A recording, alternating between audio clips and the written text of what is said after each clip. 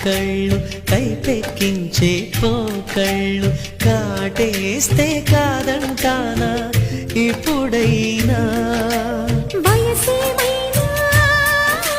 సొగసేమైనా my మరపించే మనసేమైనా నవ్వు నవరాత్రి నీ కోసం తీసుకువస్తున్నా మైనా ఏమైనావే మన్మథ మాసం అయినా ఎంతైనా ఇది మెత్తని మోసం